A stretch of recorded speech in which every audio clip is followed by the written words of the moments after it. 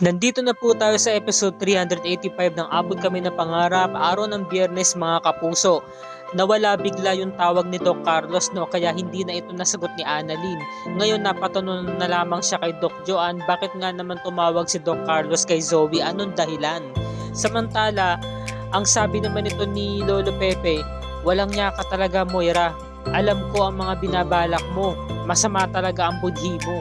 Sabi naman ni Lolo Pepe, bakit hindi ka nalang makipagtulungan sa akin? Bibigyan kita ng karapatan. Di ba? Itatago ko ang lihim ninyo mag-ina. Ngayon, bigla niyang napaniwala si Moira. Sabi naman ni Moira, at paano naman ako makaka-assure na talagang makikipagtulungan ka sa amin?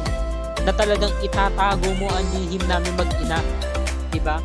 Sabi naman ni Lolo Pepe, meron pa bang dahilan? Ano pa? Ano pa ba ang kailangan kong gawin para maniwala ka? Diba? Yung nga naman si Moira, hindi pa rin talaga siya makapaniwala na sinabi yun mismo ng kanyang biyanan. Diba? Wala naman siyang pinangahawakan na matibay na diba? Na hindi ito talaga magsasalita. Paano nga naman kung ito yung magsalita? Diba? At isiwalat nga kay Robert na hindi nga totoong tanyag itong si Zoe. Samantala, ito namang si Chang Susan, kinompronta na nga si Lynette na kung pinapaalis na ba raw talaga sila. Sabi naman ni Josa, Chang naman, wag naman mo yung ganyan kay Lynette. Hindi nakakahalata ako dito kanina pa eh. Si Doc Carlos ba ang nagpapaalis sa amin dito? Halatang halata naman sabi ni Lynette naluluha na siya. Chang, hindi sa ganun. Hindi po totoo yun. Napapalingon na lamang si Josa at tahimik na lamang siya. Naghihintay ng kung anong sagot ni Lynette. Yun pala, prank lang pala yun. Na-joke siya ni Chang Susan, sabi niya, it's joke. Biro lang. Sabi ni Josa, alam mo talaga, Chang, napakabaho ng trip mo. Hindi nakakatuwa, kala ko napakaseryoso mo talaga. Masyado naman kasi ko yung seryoso. Okay, sige, hindi ko na itutuloy. Hindi na namin itutuloy yung pag-iinom namin ng wine dito ni Josa kasi nga naman, tama ka. Pagod yung si Doc Carlos pag-uwi, galing trabaho. Ayaw din naman namin maka-istorbo. O sige, okay na to. Basta dadalhin na lang namin itong mga binalot na pagkain at aalis na rin kami ni Josa. Saka na lang natin ipagpatuloy yan. Sa pagkakataong ito, biglang nakalit na si Lynette, diba? Pinaprank lang pala siya ni Chang Susan. Samantala, yung dalawang kontrabida, si Dax, at nagsama pa siya ng kaibigan niya, nakasakay ng kotse, natuntun na nga ang bahay nito ni Doc Benitez. Ito na nga yung bahay na sinabi sa atin ni Madam. Sabi ng lalaki, ano bang plano? Ano bang gagawin natin? Hindi mo na naalala yung sinabi ni Madam? Ayun pala, sabi ni Moira, pasukin daw yung bahay ni Doc Carlos Benitez at bugbugin daw siya. Saktan daw siya hanggang hindi na siya makagalaw. Kailangan niya makiganti kay Doc Carlos kasi nga naman makasarili ito. Diba? Ginagamit lang talaga silang dalawa ni Zoe para nga naman maitago yung pagkatao niya. Gusto niya maturuan ito ng leksyon. At syempre, ipalalabas lang nila na akyat bahay gang lang ang nangyari. Diba? So ito na nga, naalala na nga nung kasama ni Dax yung gagawin, yung pinapagawa sa kanila ni Moira. Tapos ito na nga yung kasunduan. Sabi nga ni Lolo Pepe, gagawin daw niya ang lahat. Basta't pakawalan lang daw siya. Makikinig na naman daw sa kanya si Moira Basta't magkasundo lang daw sila, pag-usapan lang daw nila ito na maayos. Hindi niya raw talaga ito ikakanta. Hindi niya raw talaga isisiwalat si Zoe na ito hindi totoong tanyag. Ngayon sabi naman ni Moira, talaga gagawin mo yon? Kung ito ang gawin ko sa'yo ngayon, sige na, ilabas mo na yung dila mo. Puputulin ko yan para hindi ka na makapagsalita. At syempre, puputulin ko rin yung mga buto mo sa kamay para hindi ka na makapagsulat. Moira, huwag mo itong gagawin. Wag. Di ba ginawa mo na rin ito sa akin dati? Nung nasa Apex ako, guguntingin mo yung dila ko. Takot ka na ba ngayon? Natatakot ka na ngayon? Sabi ni Lolo Pepe, walang niya ka talaga. Alam mo, napakaitim ng budhi mo. Demonyo ka. Talagang sasabihin ko kay Obeng ang lahat-lahat ng mga sikreto ng mag-ina.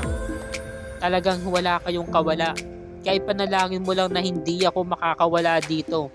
Dahil kapag nakaalpas ako dito, ako mismo magpapadukot sa'yo at ipararanas ko sa'yo lahat ng hirap na pinaranas mo sa akin, ibabalik ko ng doble o triple sa'yo. Sabi ni Moira no, tahimik, shut up! Sabi ko sa'yo, tumahimik ka. Sabi ni Lolo Pepe no, hindi. Papahirapan kita, babalikan kita Moira at sisiguraduhin ko ako mismo ang papatay sa'yo. Sabi niya no, hindi na nga nakapagpigil si Moira na pikon. Bigla siyang umalis. Sabi ni Lolo Pepe, duwag ka pala eh. Ano, harapin mo ako, sabi ni Lolo Pepe. Talagang nagsisigawan sila dito, ang lalakas ng boses nila dito. Harapan. Yun pala, dahil nga sobrang pagkapikon ni Moira, pinuntahan niya si Balahadja at meron pala siyang gagawin kay Lolo Pepe. Diba?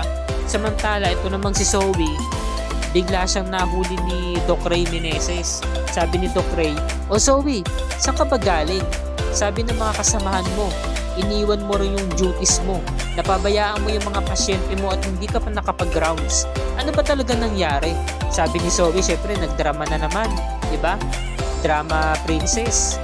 Acting-actingan na naman. Nahihirapan na rin siya sa mga sitwasyon, hindi na rin niya makaya. Napaka-arte. Meron daw problema sa pamilya, seryoso, kaya bigla daw siyang umalis. Na sobrang bigat ng problema nararamdaman niya, hindi na rin siya nakapagpaalam. Sabi naman ni Doc Ray, kailangan mo ba ng medical consultation or mental health, 'di ba? Sabi niya no. Hindi na po kailangan. Sige po, balik na po ako sa trabaho. Bigla siya nag-roll ng eyes niya no. Ngayon biglang tumawag si Doc Carlos kay Doc Ray. Doc Carlos, napatawag ka. Doc Ray, tinatawagan ko si Zoe, hindi niya sinasagot eh. Pwede ko bang malaman, nandiyan ba siya? Oo, katabi ko siya ngayon. Doc Ray, pwede bang makausap muna si Zoe? Saglit lang. Okay, sige. O Zoe, sabi ni Zoe na tumalikod at bumulong. Ano bang kailangan mo? Zoe, kamusta ka? Ano bang sabihin mo? Si Annalyn nandiyan sa Apex. What? Sabi ni Zoe. Oo, kasi nalaman niya na merong raw kinalaman tungkol nga dun nga sa pagkawala ng lolo mo. At nandiyan siya ngayon sa Apex para humanap ng ebidensya. Kaya mag-ingat ka. Mabuti pa umiwas ka kay Annalyn at magmatsyag ka. Sabi naman ni Zoe. Teka, wala naman siya mo kung ebidensya sa akin. Bigla siya napahinto dahil naalala ni Zoe na iwan nga pala niya yung cellphone niya doon sa may front desk. Kaya sabi niya, naku po, patay. Bigla niya agad kinancel yung tawag ni Doc Carlos at ibinigay niya na agad yung cellphone kay Doc Ray at bigla siya tumakbo para balikan nga yung front desk. Ngayon si Carlos nag-aalala at ito naman si Doc Ray hindi talaga naguguluhan siya. Bakit ganun yung nagiging asal ni Zoe? Samantala si Balahadja nagsearch sa internet at napatunayan nga niya na sobrang yaman pala talaga nung matanda. Ngayon biglang dumating si Moira. Balahadja, amin na ang baril mo. Ano po madam? Narinig mo sinabi ko, di ba? Akin na ang baril mo. Ano? Natatakot ka na ba? Sabi ni Moira, no? Natatakot ka na ba dito? Pinarapan niya ng baril, tinutukan niya ng baril. Samantala si Doc Yula dumating na nga kina Annalyn saka kay Doc Joan. Sabi ni Doc Joan, ito na nga nakuha namin yung cellphone ni Zoe. Sabi ni Doc Yula, siya na nagpresenta. Sige na Annalyn, iuwi mo na yan. Sigurado ba kayo? Sabi niya, oo, hindi ka naman nakita ni Zoe. Sa kasamaang palad, biglang dumating si Doc Joy. Sabi niya, Annalyn, ikaw yan? Teka, cellphone ni Zoe yan Anong ginagawa mo dito? Anong gagawin mo dyan? Sakto naman, biglang dumating si Zoe. Zoe, ito si Annalyn, no? Hawak-hawak niya yung cellphone mo. Mukhang itatakbo pa yung cellphone mo. Sabi ni Zoe, Annalyn, amin niya cellphone. Buti na naman talaga, hinarang sila ng mga best friends ni Annalyn. Si Doc Joan saka si Doc Yula. Napigilan kasi si Annalyn nakatakbo na. At ngayon si Zoe nakawala rin. At tumatakbo rin para habulin si Annalyn. At naiwan nga tong si Doc Joy. Samantala, yung dalawang kontrabida na akyat bahay, nagtatago sa halamanan. Umakyat sila ng bakod at nandun sila sa garden. Ngayon, napuna sila ni Josa na para bang meron dalawang tao dun sa may halamanan. Bigla na lamang siya napapatingin. Sabi naman ni Chang Susan, kinakailangan na nga raw nilang umuwi at kailangan mag-ingat si Lynette dahil nga mag-isa lang siya dito. Ngayon sabi naman ni Josa, teka parang may tao doon. Sabi naman ni Lynette, Josa pwede ba huwag mo naman akong takutin? Hindi Lynette, kasi para talaga may nakita ako doon Sabi naman ni Chang Susan, oo nga Josa, ano ba yung nakikita mo? Ngayon biglang nagtago yung dalawang lalaki sa may halamanan. Samantala balik tayo kina Moira. Ano? Natatakot ka na ba? Sabi ni Lolo Pepelo. Hindi ako natatakot sa iyo, Moira. Hindi ako natatakot dyan. Sabi naman ni Balahaja, Madam, huwag mo naman tuluyan. Meron pa tayong plano para dyan sa matanda na yan. Hinay-hinay lang, relax. Meron pa tayong gagawin dyan. Kaya hindi pa niya oras. Ba't ano ba yun? Madam, punta ka muna doon sa likod, mag-usap tayo. At saka kailangan kasama rin yung anak mo. Dahil may plano ako. Ano tanda? Hindi ba pa oras ngayon? Samantalang itong si Lolo Pepe, talagang pinipilit niya makawala, 'di ba? Pinipilit niya matanggal yung pagkakabuhol sa kanya doon sa mga kamay niya. Samantala ito namang si Josa, papalapit na sana siya, makikita niya yung dalawang lalaki. Yung nga lang tinawag siya ni Chang Susan, sabi ni Chang Susan, Josa, nandito na yung taxi, sasakyan natin, tara na. Umuwi na tayo. O Lynette ha, i-update mo na lang kami tungkol kay Annalyn. Sige na, magpahinga ka na rin at mag-ingat ka, sarado mo yung mga pinto. Mag-isa ka lang. Sige po, Chang. Ingat kayo. Ngayon, nakita nila, sabi ng isang lalaki, paano ba yan? Wala naman pala dito yung doktor. Yung babae lang na maputi yun nandiyan dyan, anong gagawin natin?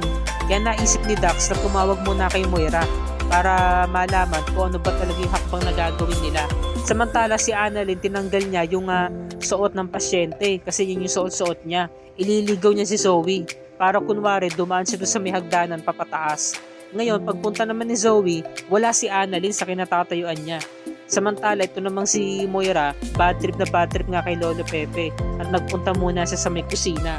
Ngayon, tinawagan niya dito nga ni Dax si Moira. O ano yun? Nandiyan na ba kayo sa lugar? Opo madam, nandito na po kami. Kaso po, wala po dito yung doktor na sinasabi nyo.